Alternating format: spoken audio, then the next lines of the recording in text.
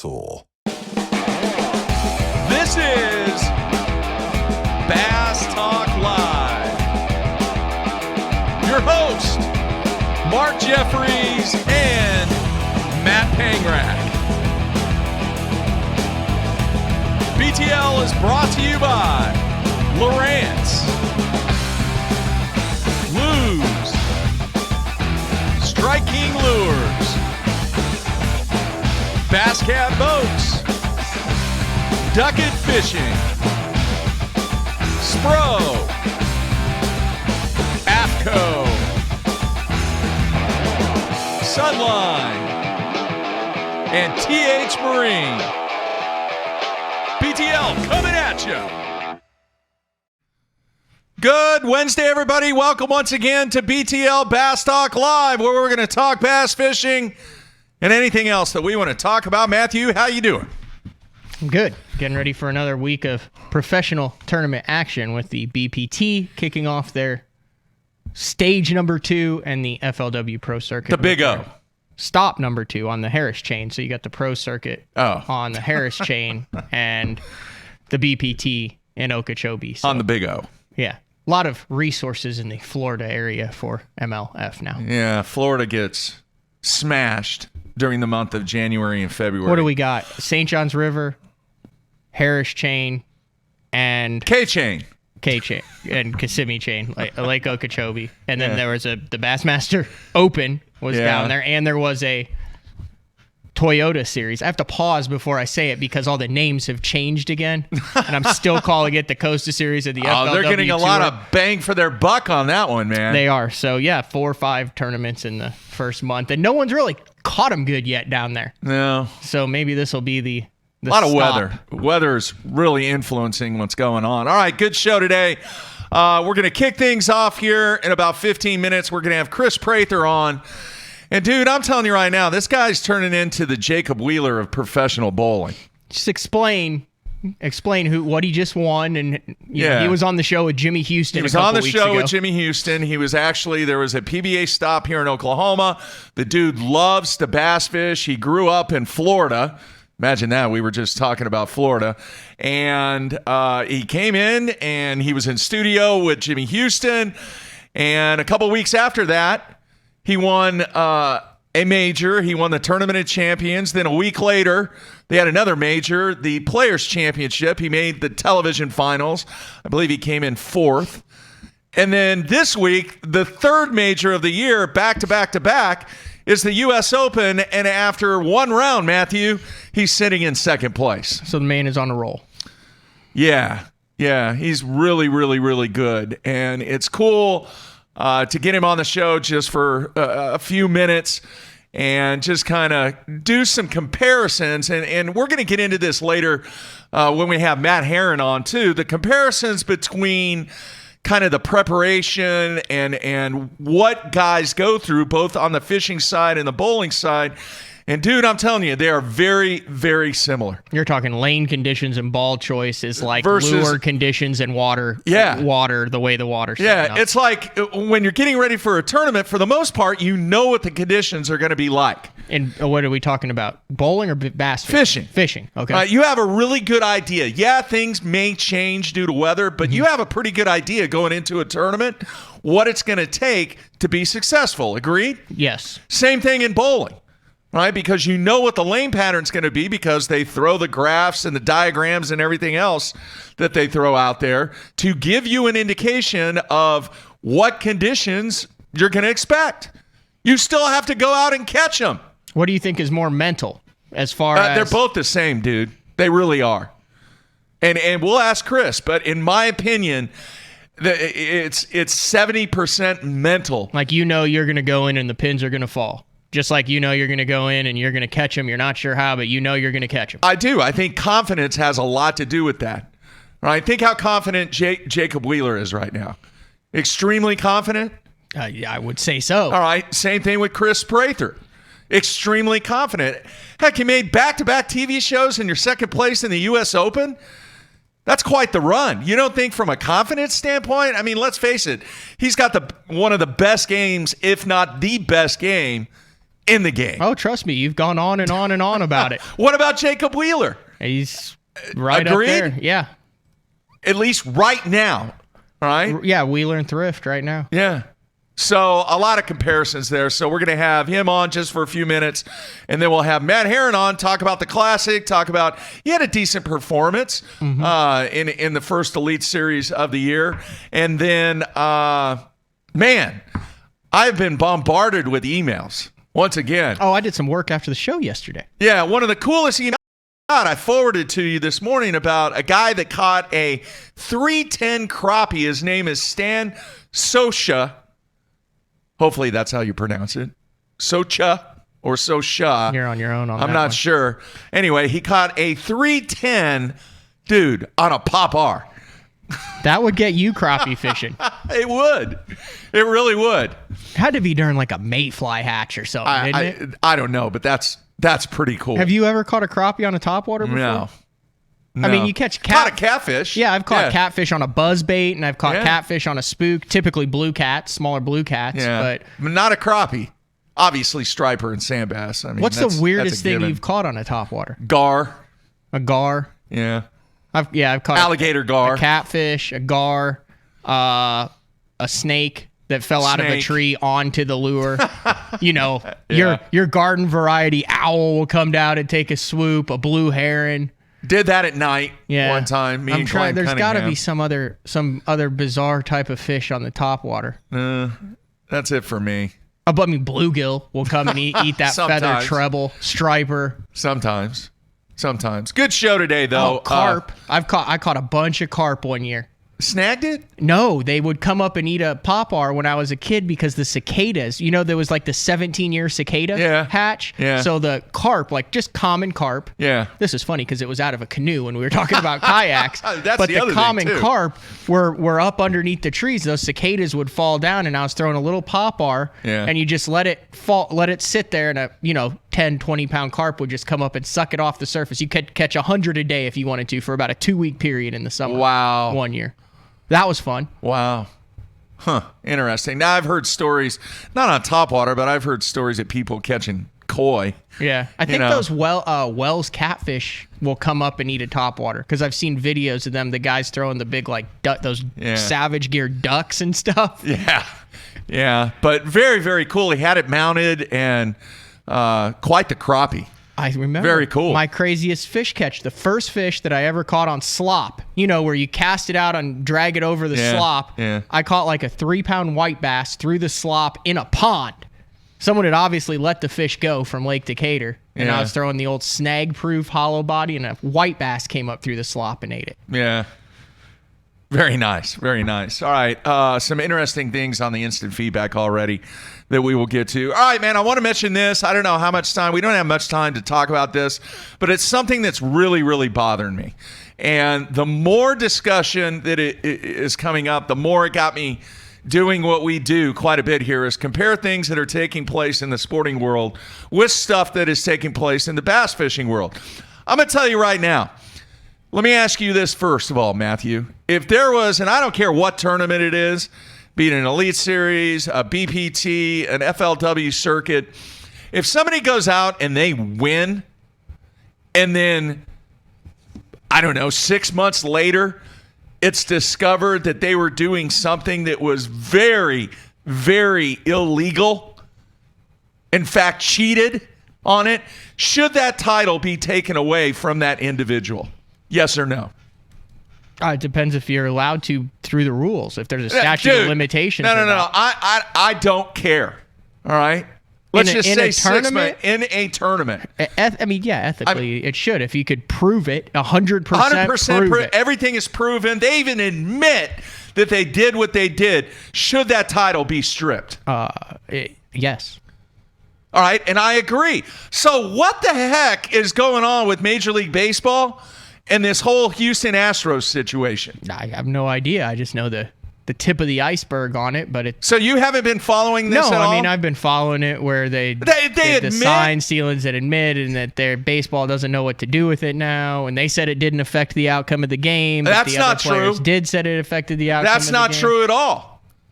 All Right? You're telling me that No, if I'm saying that's what they're saying. Oh, I know. Right. But think about this. If you know what pitch is coming to you as a batter, I mean, I played a lot of baseball. I played collegiate baseball.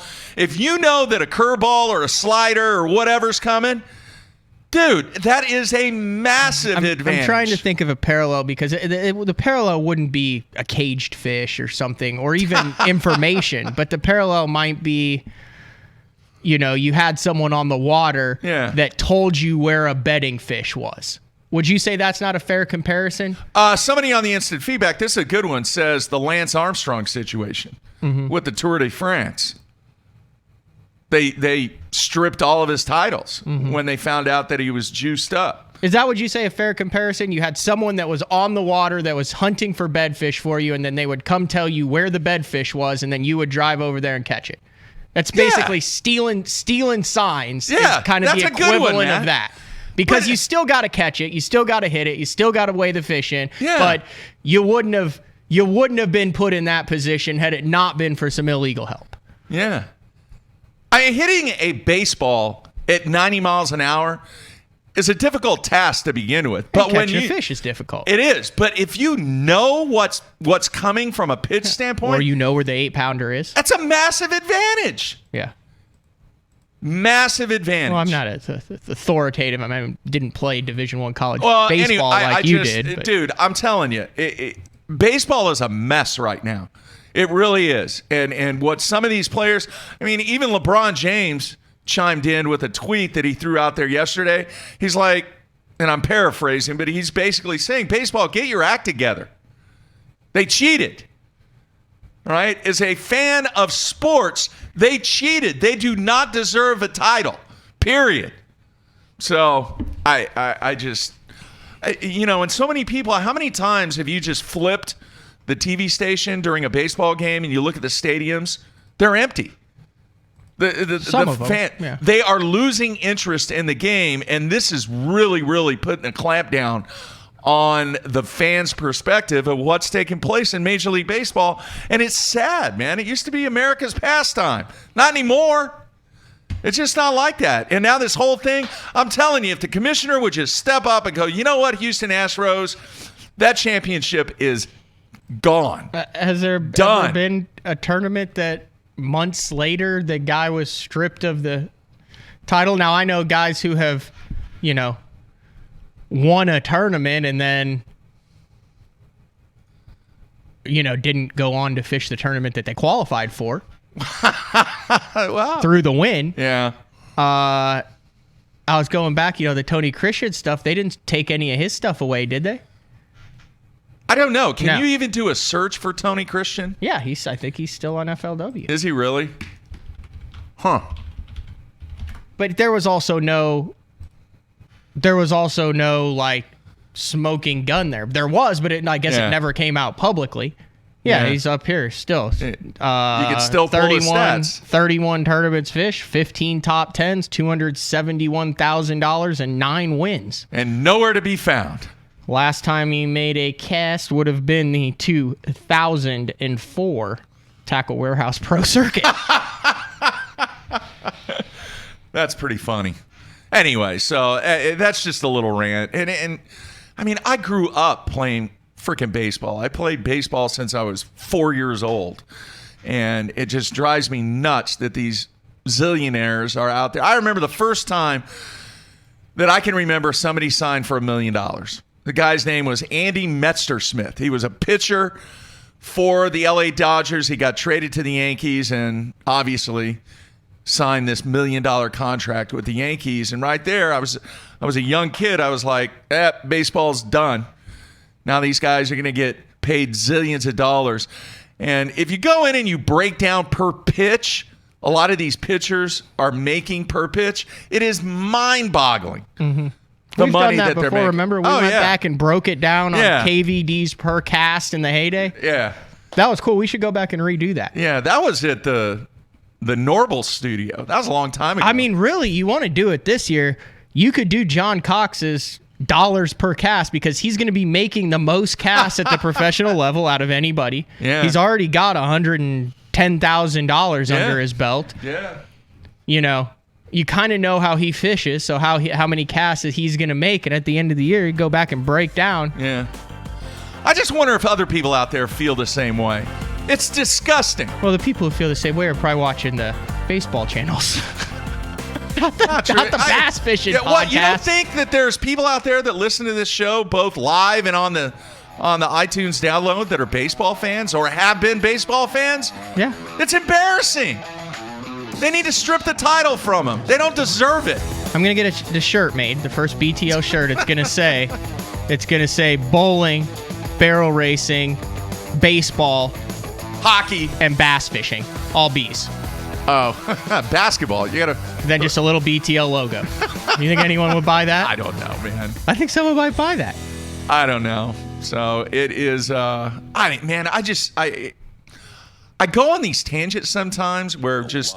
You're still on the tangent to where the bumper music is now replayed 3 times. Yeah, what's with the lot of soul thing in the bumper music? We have a lot of soul. Where did that come from?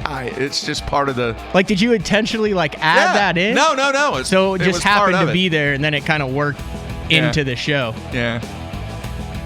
That's a pleasant coincidence. Well, it's going to be interesting, too, how many times the Houston Astros players that were heavily involved in this. Someone sent me that, the over-under on how many times they'll get hit. Yeah, a bunch. That's his baseball. All right, coming back with Kris Prather here on a Wednesday. Everybody, stay tuned.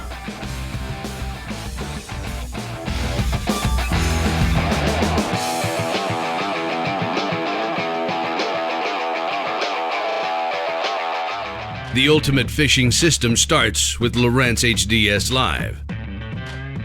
Upgrade to HDS Live with a Ghost trolling motor, live sight transducer, or Structure Scan 3D, and get up to $500 cash back. Yeah, you care about gear ratios, inches per turn, and ball bearings, but most importantly, you want reliability and dependability in the equipment you use. Lew's doesn't cut corners when it comes to the gear they build. The new Speed Spool LFS is the best $99 reel in the market. Go see for yourself.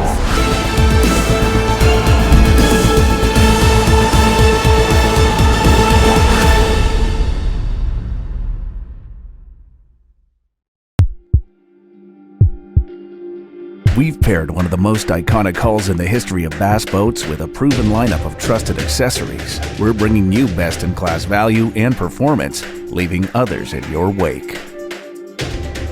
Turnkey value, turnkey performance. The Pantera 2 is an overachiever in the 19-foot category. Once you hit the throttle, you'll feel the rush, and there's no looking back. Kevin, what are you doing here? Oh, I'm just filling in for Billy. I need 660 shad crankbaits in the Series 5 model. We're out. You're not out. You got all kinds of them right there. We're out. Kevin, I need 6. Have a lollipop. I do not want a lollipop. Have a lollipop.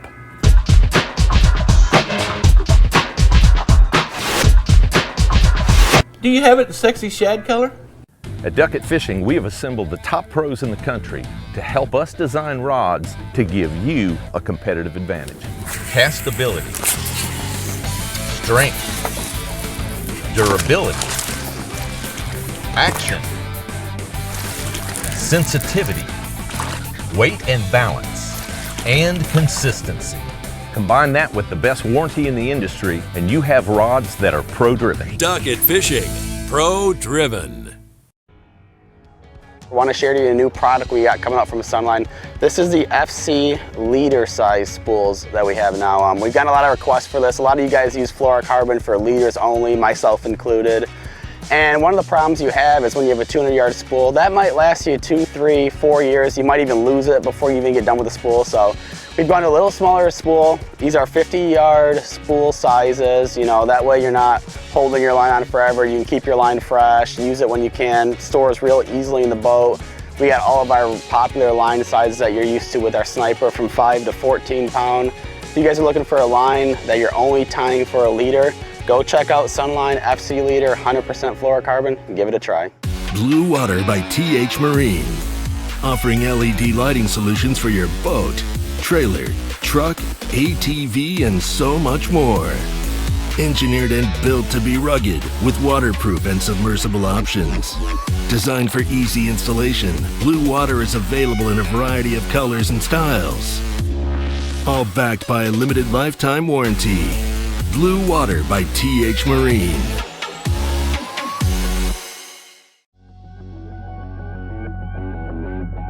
The name SPRO says it all. SPRO stands for Sports Professionals. When you look at the pro staff that SPRO has brought on board over the past 15 years, it's been pretty incredible. I mean, one got it just then. From the development of the Rock Crawler to the McStick, from the Fat Papa to the Little John series, when you tie a SPRO bait on, you know it's been designed by a professional to get the job done.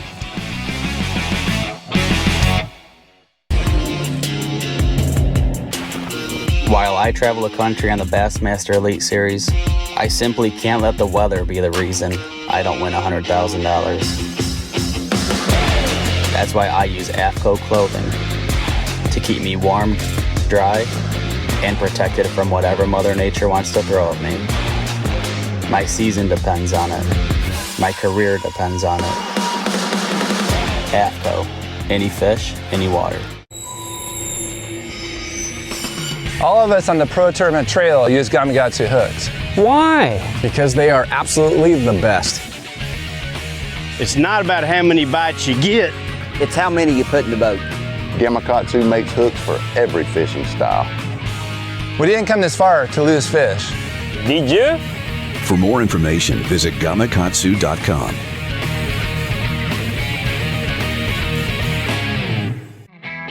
The Big Bite Baits Kamikaze Swim On is a very unique bait, and it's got a full body but with ribs to give it a bigger profile but not more plastic. It's got a jointed tail that gives it a lot of action, as well as this up and down crawl type trail with holes and ribs in it, so it creates a bubble trail almost. This bait is supposed to be fished upside down or vertical like this on a great for a chatterbait. I prefer it on a swim jig as well, but you can also cut it down and put it on the back of a finesse jig. You know, flip it around for some spotted bass or flipping docks. Anytime you want a small, compact, you know, little trailer for it, this is great for it. So check out the full lineup of swim-ons at bigbitebaits.com.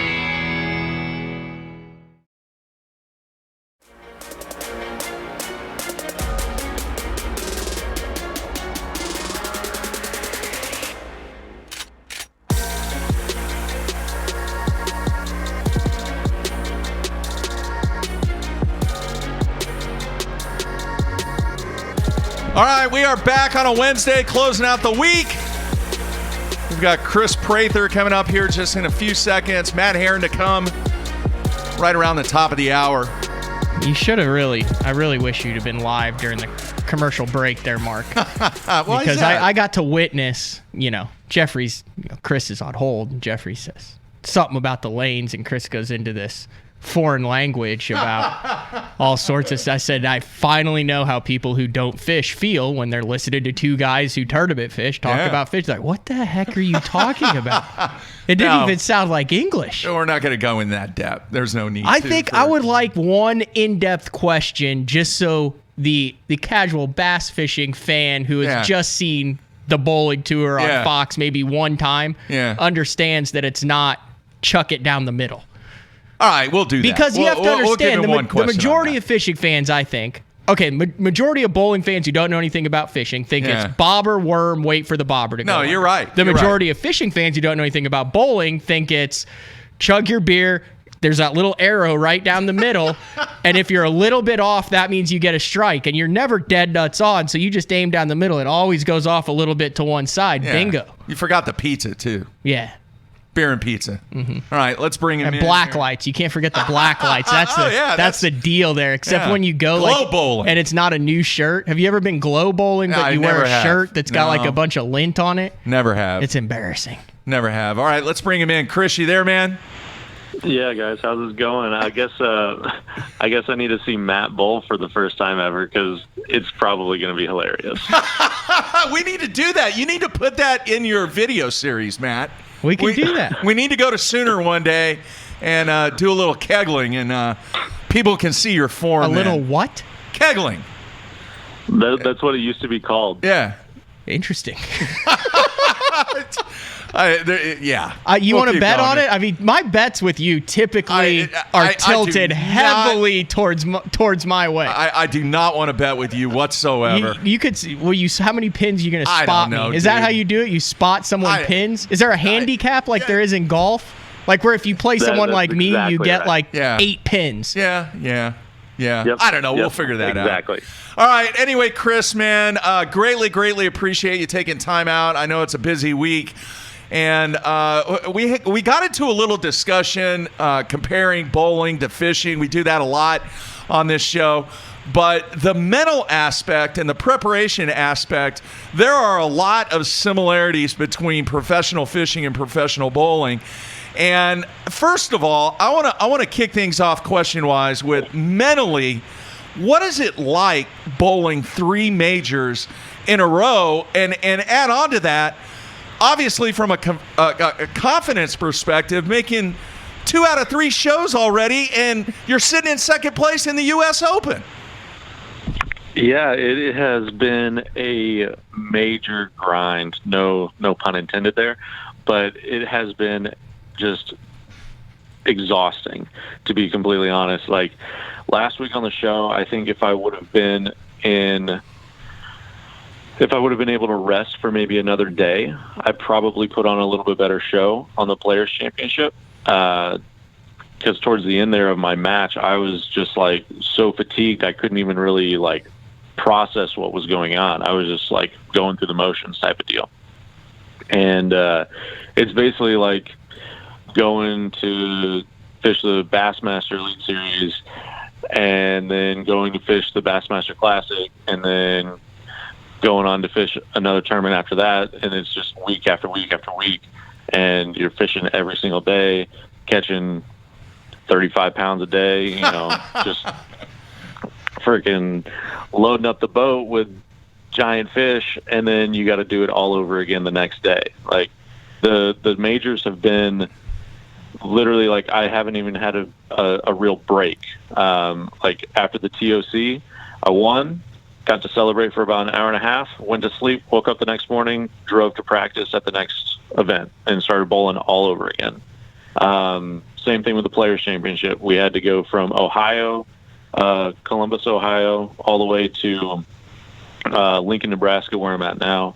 So I literally drove all day from Columbus, Ohio to Lincoln, Nebraska to get here, and then practice the next day, and then competition started. So like I haven't had a real time to like stop, if that makes sense, and just like let everything kind of sink in and wind down from the tournaments. Like we're just constantly going.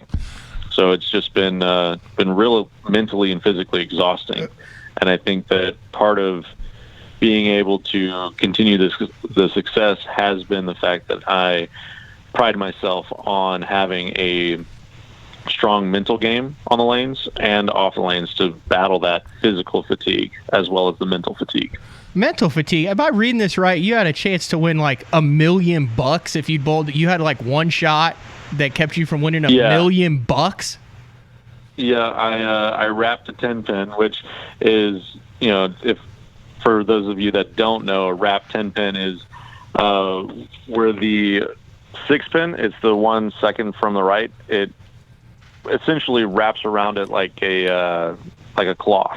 Like when you watch it in slow motion, it just freaking flies right around the side of it and misses the pin. And I left one of those in the second frame, and then the rest were strikes. So that's like 1/4 of an inch from $1 million. Yeah. Pretty much, yeah. That's like having the winning fish on and losing it in the Classic. Breaking it off. Not in the Classic, but you remember they used to do those big. Yeah. I guess they got the heavy hitters this year in the VPT. Yeah. Someone will lose $100,000 fish there. I mean, it's guaranteed. Yeah. Someone will lose $100,000 fish. No, you're right. Wow. Well, I want to ask you this too, because on the show, I am somewhat critical about back-to-back events on the Elite Series, and the guy that wins that first event, he doesn't get a whole lot of justice because, boom, you're right into the next event. And I want your thoughts, Kris. Is it a good thing to have 3 of the most important tournaments in the sport of bowling back to back to back? What are your thoughts? I think that it is a really good way to get people interested for more than just a couple days, because they are still major tournaments. But I will say that there's also that opportunity for somebody to get really hot for a couple weeks, kind of like what I'm doing, because bowling comes in waves. You know, it's still a physically inclined sport. So whereas like bass fishing, you can study like where the bass go, how they feed at certain times of the year, what kind of structure they like in certain water temperatures and things like that. You can study all that and still figure out a way to find the fish. Whereas in bowling, you can be amazing one day and then feel like nothing's changed and then be totally garbage the next. And I feel like I've kind of hit that like upswing as far as like how I'm seeing the lane and how I'm throwing the ball physically. And I feel like that could happen in this type of situation where, I make a major TV show, win, make another major TV show, and the third week I'm bowling really well again. So, if they were spread out, maybe I don't do that. But I'm not going to complain because I'm on the good side of it right now. Oh yeah. But I could totally see where somebody would say, oh, he's just really hot right now. If this tournament was in 6 months, the outcome could have changed. So I think there are pros and cons to it, but I don't make the rules. I don't set the schedule or anything like that. I just come and bowl. Do you guys have no info rules? Like, I know there's a 30-day no info rule in fishing. You can't get it. Like, you guys have different groups. Can you like talk to the group A guy and they're like, dude, the oil pattern's heavy on the right side past the third board. You have to come in strong to the head pin. Did that make any sense at all? Was that good? No. You know what I'm talking about, though. It's a nice effort, though. It'd be the equivalent of a dude going, they are smoking a spinnerbait. You need to throw that. Yeah. But they have those rules where you can't. Like, do you guys, can you share? I know you room in a house with a bunch of different guys and do your YouTube stuff and everything. I mean, is it just share with everybody, or is it like tight-lipped, can't say anything? No, we can actually go and watch. Like, as soon as I get done with you guys, I'm going to go and watch the squad before me and see kind of like what's going on, how they're playing them, what bowling balls look good, what bowling balls don't look good, and which players are having success. And then ask them like, oh, what do you guys see? And basically like what you're talking about, like I can go and do all of that. Some guys won't share.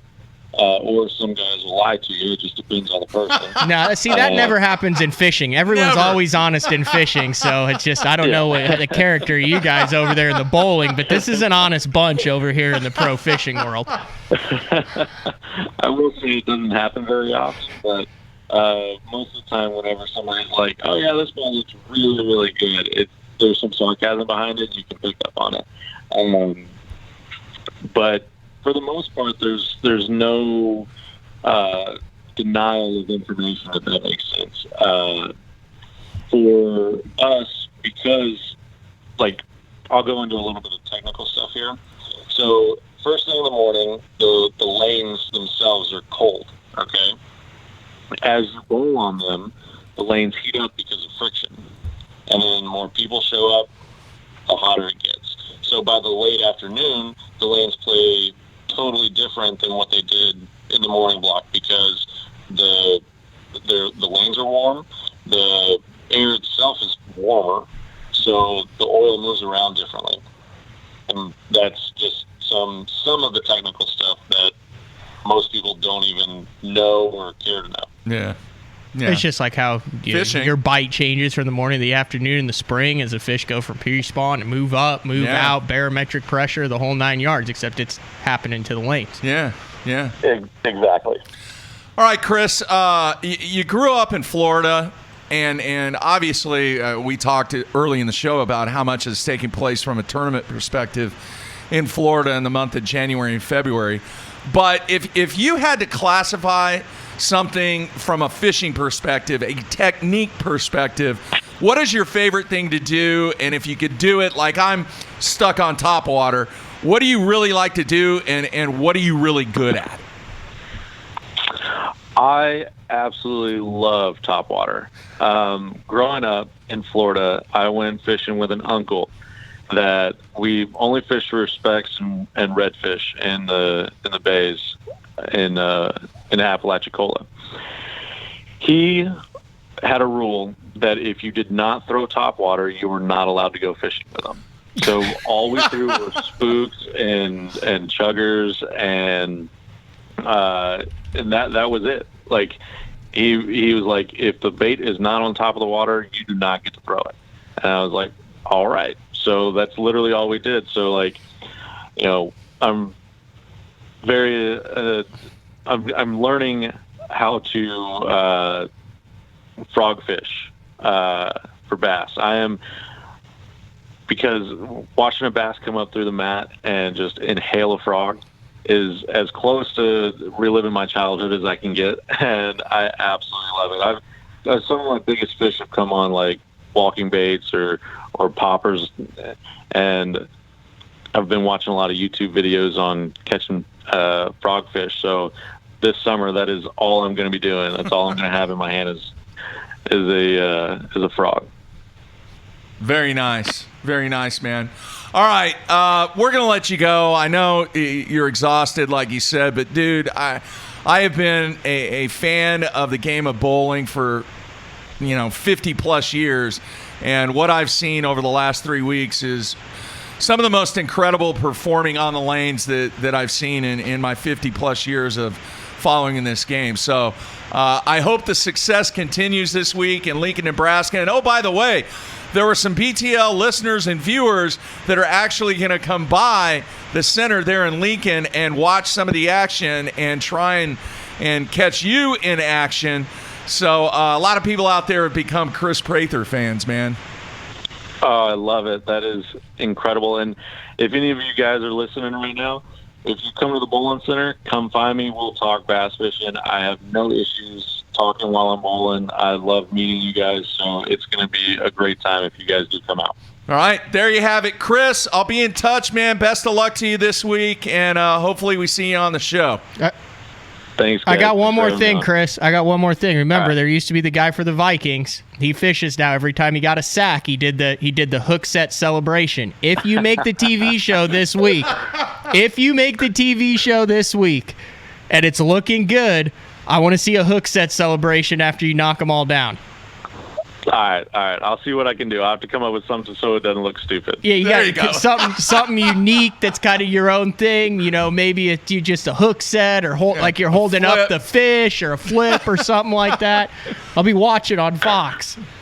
Oh, I love it. That's gonna. I'm gonna be creative with this. All right. That's cool stuff. All right, Kris, man. Talk to you soon. All right, guys. Thanks. All right. See you. All right, there you have it, Kris Prather. And that's pretty cool, man, throwing a frog all summer long. I could do that. Yeah. I got an idea. I'm going to hook him up. That was Brian Robinson, I think, wasn't it? Yeah. Who did that? Now he's fishing. He's got his own YouTube series, a transition season. Skeet's got his own YouTube out. Cliff Crochet has his own YouTube out. Cliff Crochet? Yeah, he's got like an edited thing. He had like 4 GoPros on the boat at Eufaula. Really? There's like one facing him, one beside, one on. He's got one like strapped everywhere. Same thing with Skeet. There's like 30 different YouTube channels out now. Wow. Just a plethora of information out there. Yeah. I'm going to have to check out that ice bath thing that he was talking about during the break.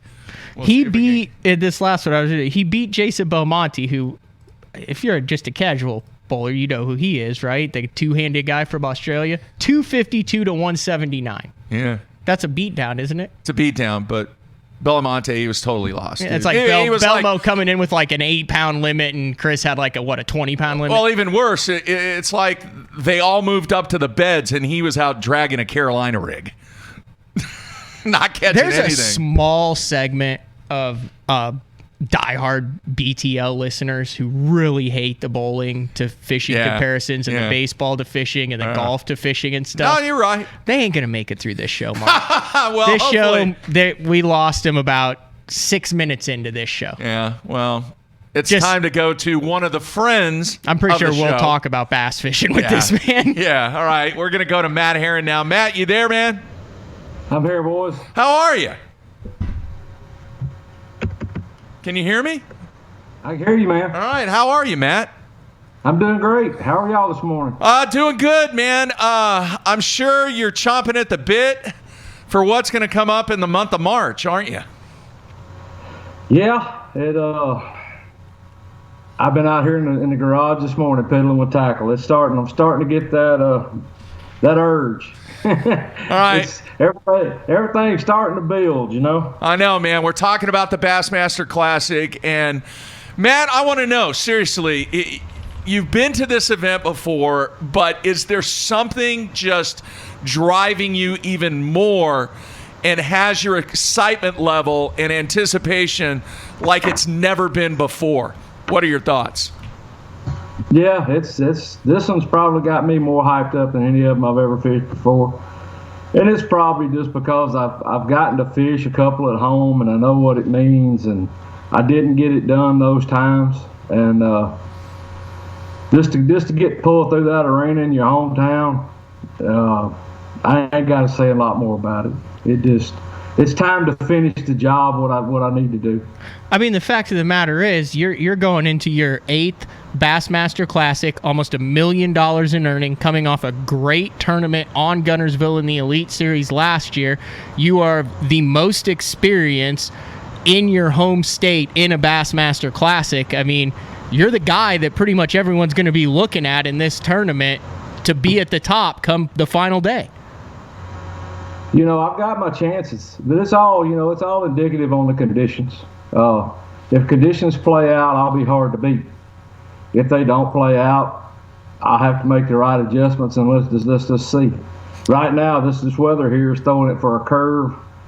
I thought it was going to warm up, and now they're building an ark down the road, and they're lining up the animals, and it's getting cold, and it's crazy, man. I mean, this weather's like a roller coaster. You got, what, 2.5 weeks to the deal? Ideally, between now and the first day of the Classic, what do you want to happen conditions-wise? I just want it to get stable. I mean, if it's going to be cold, be cold. If it's going to warm up, warm up. If it's going to keep raining, keep raining. But it's just like, it's crazy. I mean, they finally starting to get the Tennessee River down up north to Chickamauga, and they're all starting to fall, but yet yesterday we got 4+ inches of rain.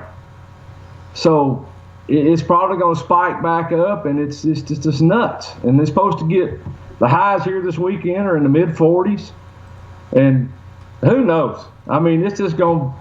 I'll figure it out. In practice is going to be useless, as usual in the Classic. If a guy gets on them in practice, it's probably the death of it. So I've learned a lot from those Classics. Let's just see if I can apply it. So let me see if I'm thinking this out correctly, Matt. What you're saying then is the guy that can change on the fly and adapt to the changing conditions during the event at this Bassmaster Classic is probably going to be the winner? Yes, sir. I don't think there's any way. There's not going to be. I don't think there'll be a glory hole where a guy can sit there for 3 days. And I don't think the conditions will be the same every day. We might see that, but we haven't seen it in the last 3 or 4 previous Classics this time of the year. It's like it's inevitable. There'll be some kind of big weather change, and it's just going to be adjusting and flying. And, you know, the past Classics that I got to fish, the one was at Lay Lake, and the conditions didn't play out right, and I was hard-headed. Tried to force feed them. I still finished 6th or 7th in that Classic. But this Classic more so than any, if the conditions will play right where I can fish every day, if it turns into a fishing tournament instead of a whole tournament, I got a good chance. It almost sounds like you read the stuff of Bassmaster and everyone's saying they're thinking records broken. Everybody's thinking, oh, what Mueller did with the 32-pound bag last time. I mean, what you're describing is more kind of a fly by the seat of your pants grind where 20 to 22 a day will put you in it. Yeah, you know, I still think we could see a guy catch 30-something pounds, but can he do it 3 days in a row is the thing. And you're right, that 20-something pounds mark every day is going to be really what you got to have to stay in the game. So, and the way the conditions are right now, when Mueller caught the 32 pounds, the fish were coming up. The fish were still grouped up. And they weren't dealing with record high waters. Guntersville is trashed right now. I mean, when you get north of Goose Pond, it's in the woods. Wow. And it's going to take a while to undo that. I mean, the conditions are drastically different. The lake has gotten 10 times the pressure since Randy Howell won that it had. I mean, it's incredible. Every time I go up there, it's amazing when you find a parking plot, a parking spot to park the truck. I mean, it's stupid. And it's, the variable in there too is local pressure and tourist pressure. And, I spoke to Randall Tharp the other day after this, I asked him, I said, Randall, if you had to go back and fish the Classic again, did you learn anything? And he said pretty much is, the locals really hurt him. He didn't realize it until after the second day. And he kind of gave me some pointers about, he said, when you leave something, he said, don't leave no seed. He said, because there's odds are when you come back, you ain't going to get to fish it or they're going to be slaughtered. Wow.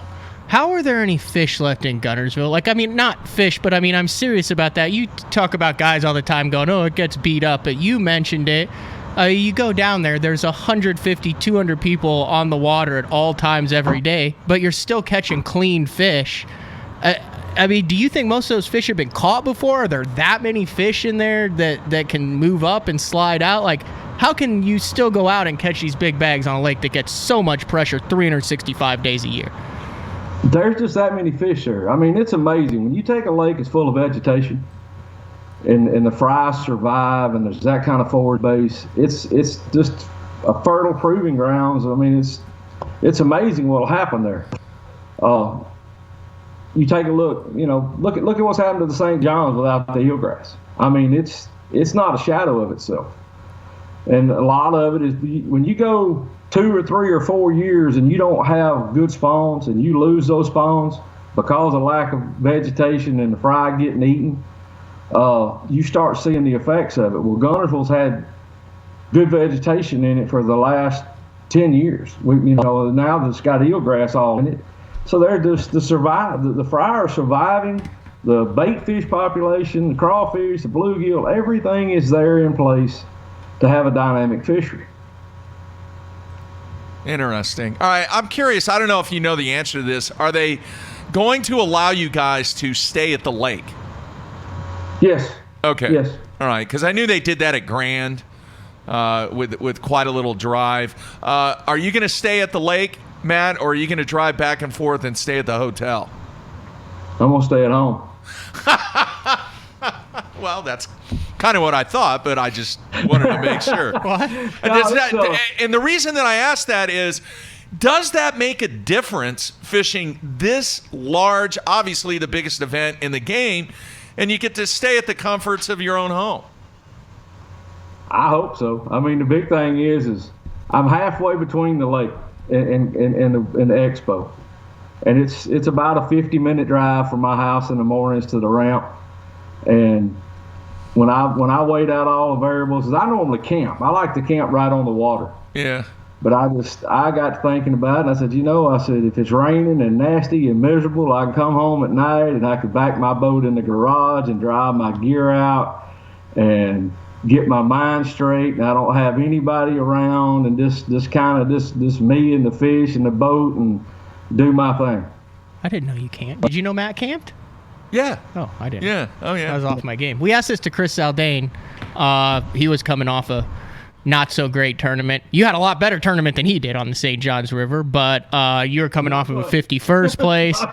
The 51st place that was going to be the back-to-back on Chickamauga. That got moved till after, so the next time you're on the water is the Classic. Do you like the break? Would you have rather had another tournament to get that bad taste from the St. Johns out? And do you think your preparation is any different for the Classic now that you had 3 weeks to prepare for it?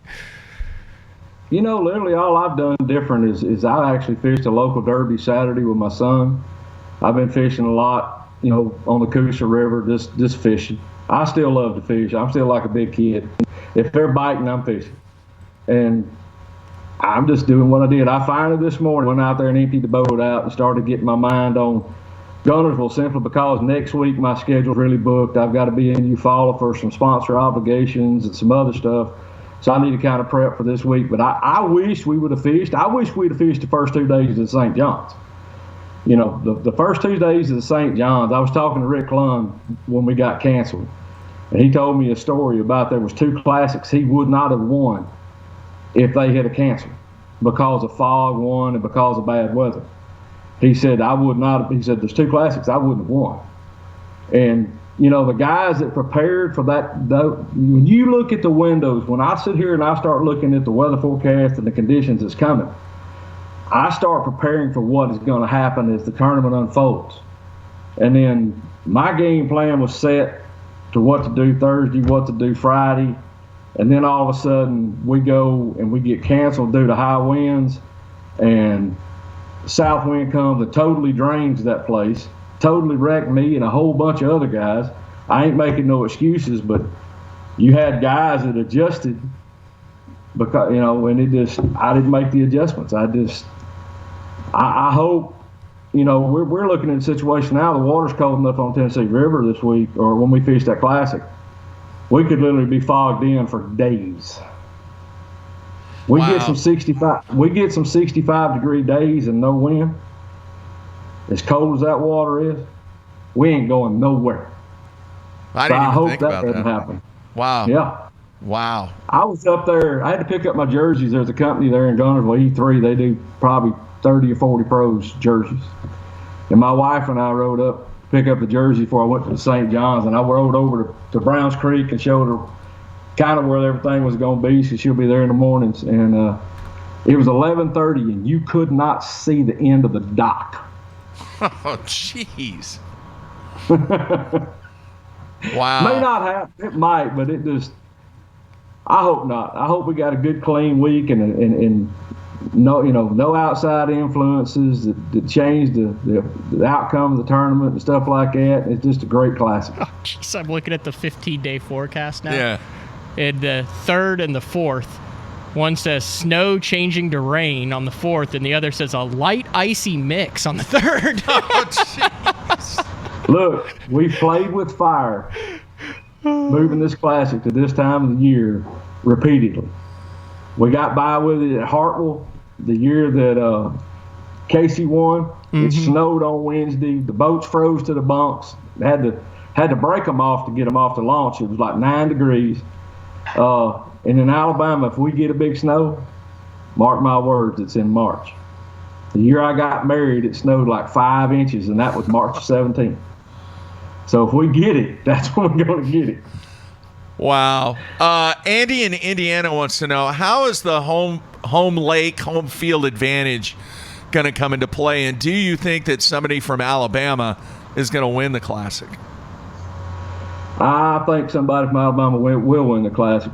The reason why I say that is, you know, home field advantage on a really, really tough bite is hard to beat.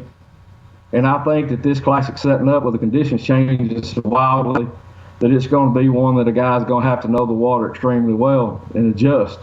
What I like about my chances in this Classic is Guntersville's not my home. My home's on the Coosa River.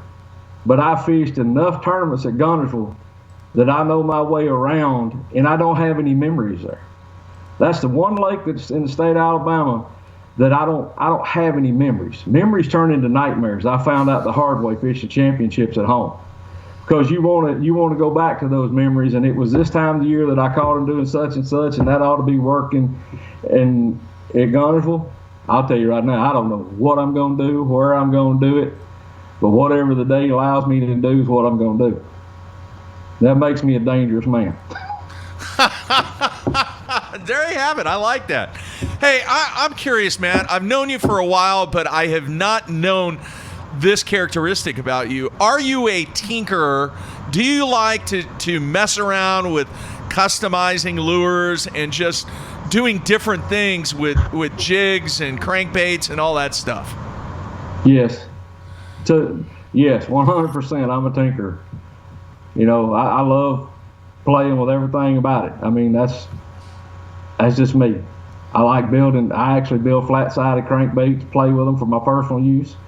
Old school two-piece baits. Every now and then I'll still pour up a jig or two and play with it, and that's how I work with my sponsors. When I get an idea, I'll kind of go through and kind of prototype it, field test it before I go to them, and we share ideas. But yeah, I'm a tinkerer. All right. Matt, what do you got? What are you doing? His head is stuck in the computer monitor. Yeah, I got 9 days between now and the start of the Classic where there's more than a 50% chance of precipitation. Wow. That's what I keep telling y'all. Who knows what's fixing to happen? How much higher can it get before there's an issue? I'll get on the boat. I mean, how much higher can it get before there's an issue, like the launch ramps and stuff? I mean, is that a concern? No. The only thing that would be a concern with the water would be floating debris. The south end of Guntersville spreads out really wide, and if you saw it get up more than a foot or two on the south end, I would be just terribly shocked. But the north end, I know the north end as of last week, most of the ramps north were unusable. They were in the water. I like this. This is going to be a thinking man's derby. Hey, let me ask you this, Matt. Because it is the Bassmaster Classic, let's say for whatever reason, the first 2 days get canceled or the first day gets canceled. Even with all the logistics that go into this event, does this event still need to be 3 days no matter what happens? Yes, sir. No matter what happens. Yeah, I agree. No matter what happens, even if this is the world championship fishing, they can watch. If everybody's got to go back to work, I hate it, but they can watch it live on the internet or whatever. But this one right here, you don't award that trophy on a shortened term. You do not. Agree 100%. 100%. Yep. All right, Matt. Anything else there? No. Pangrack. How long did it take you to get your boat rigged this year? I know we did a feature one time, and it involved about 70 big giant boxes and 4 days where you lock yourself in a garage with a couple buddies and get that thing perfect. I didn't do it. You didn't do it this year. I talk it up like that. You didn't do it? I helped. Man, there's a guy up there at Bucks Island Marine that I've worked with for 3 or 4 years. That's my home dealership. His name's Justin. And this boy, he's 30 years old or so. He's a man. But between me and him watching and me and him learning on his own, he is absolutely phenomenal at rigging boats. He rigged mine. He rigged Scott Canterbury's. He rigged Kelly J's, Clay Dyer's. Having him up there and having Bucks Island I deer hunted. I'd go by in the afternoon and help him a little while. That's awesome. You seem like you kind of have a positive attitude. Like you're enjoying life. You've got some positive vibes. I told Thomas Allen, even after I had a bad term to St. John's, I don't know what's up, but I got a really weird calm peace going on. All right. So that's scary. I'm liking where I'm at. He's scary going into the Classic. He's a dangerous man. See, we got Zaldane, who is angry and pissed, and Matt Herren, who is calm and happy. That's like fire and ice is going to collide on Lake Guntersville. Fireworks. Well, angry and pissed don't work because you can't think straight. And I've been angry and pissed a lot. Hey, you're talking to Mark Jeffries over here.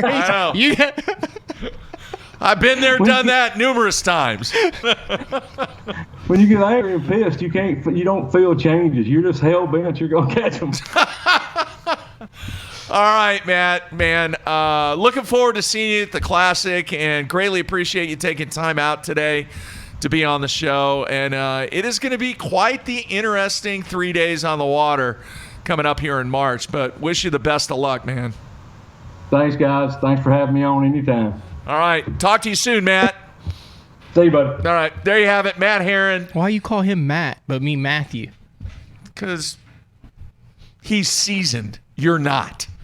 You're a young pup. I'm just still. saying that was equal opportunity. We've had two Matts on, Matt Reed, Matt Herren. Yeah. You dropped the Thew. Yeah. But you still go with Matthew for me. You know, he has brought up something that you give me all kinds of crap about all the time, the weather. And quite honestly, I haven't even really paid attention to what you just read off there on the weather situation at the Classic. And he's dead on, man. This 3 days of fishing might be some of the most challenging weather conditions that we've ever had in a Classic. Here's the description of the weather leading up to it, starting today. Light rain, cool and cloudy. Rain, overcast, a mixture and chilly. Mostly sunny, cool. Showers late, increasing cloudy. Light rain, showers late.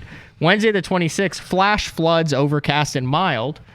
Increasing cloudiness, clear skies, sunny, sprinkles, sunny, light icy mix late, snow changing to rain, and then the Classic starts on the 6th. That's through March 4th. Wow, plus you have everything that's taking place in Mississippi and Tennessee and Kentucky and all that stuff coming down the Tennessee River It'll be chain. fine. Remember, we thought that they weren't even going to be able to get to Grand Lake in 2013, that there'd be boats and trailers on the sides of the roads. Well, they were. But it happened. It was fine. Remember at Hartwell, we thought that the ramp was going to be frozen. It was fine. Yeah. It'll work out. All right, real quick. Matt in Missouri wants to know, he's going to be in Purcell, Oklahoma this weekend. Can you recommend a place to eat? In Purcell? Yeah. I have one. I just stop at the gas station sometimes. It's like a Long John Silver's A&W combo. That's not what he's looking for, dude. You know what I'm talking about, though. Yeah. Right? Listen, if you're interested, Matt, in pizza, one of the best pizzerias in central Oklahoma is located in Purcell. I think it's called Joe's. I can't remember, but it's right on the main street in Purcell on the east side, directly across the street from where the Walmart is. All right. Amazing pizza at this place. So I think it's called Joe's. I can't remember. His brother or nephew or whatever quit and started another pizzeria called Rodney's, and Rodney's actually went out of business. He retired. Were you like a pizza connoisseur? No, I just know Purcell? it was like every time we go to Purcell with the basketball team, that's where we would go. We'd go to Rodney's. New York style, Chicago style? No, it's all styles. Thick crust, thin crust? Yes. All of the above. Yeah. So not a specialty. Not a specialty, but just good, solid pizza. Very, very unique marinara sauce that goes on the pizza. I'm impressed. Yeah. You won't be eating that anytime soon. No. Your days at Joe's are done. Done. Done. Although I did have some pizza with cauliflower crust. Yeah. You ever had that? Yeah, that's really good. Yeah, I was impressed. You know what I did last night? I did a cabbage head, right? Okay. You take the cabbage head and you just cut it like into a steak. Just slice it. And then you put it on a cookie sheet. I used some roasted garlic olive oil. Oh, jeez. Put it on that. Put a bunch of some steak seasoning, some salt and pepper on it, and then baked it for about 15, 20 minutes. Then put it up under the broiler. Throw a little Parmesan on top of it, and it's like this cabbage steak. It's really good. Yeah. All right. Great Very way to nice. end the show there. We got cooking. We got bowling. We got baseball. We had this guy, Matt Herren, who talked about fishing for a little bit. I hope it didn't Hope it didn't bore everybody when Matt Herren was talking about fishing. Oh, geez. By the way, next week, working on shows already. Monday, we will be joined by a guest live from the BPT Okeechobee event, live via Skype. Not sure who that's going to be yet, but Monday we will have a MLF guest. And then Tuesday, Matthew, who are we going to have? Ron Champion, kayak angling tournament fishing extraordinaire. There He's you about have it. your size, Mark, and he spends a lot of time in a kayak, and he's always dry when I see him, so he's not falling out of it on the regular. So we'll get into He's that. got a big tournament this week on Lake Fork, and then he will join us live via Skype on Tuesday morning to talk about that. Very nice. asked. Yeah, you guys wanted it. All right, we're gonna bring the man on and talk a little kayak bass fishing. So one of these days, I might try it if I can get over my fear. We also That's have the to big thing. procure 2 kayaks. Do they make one big enough for me? Yes, I just told you. He's like your size. Okay. All right, I might try it here. And we'll have to go to one of soon. those lakes that's a no engine lake. Yeah. We can't Yeah. go during sight fishing because you don't need to be standing up in that thing. Oh, heck no. No way.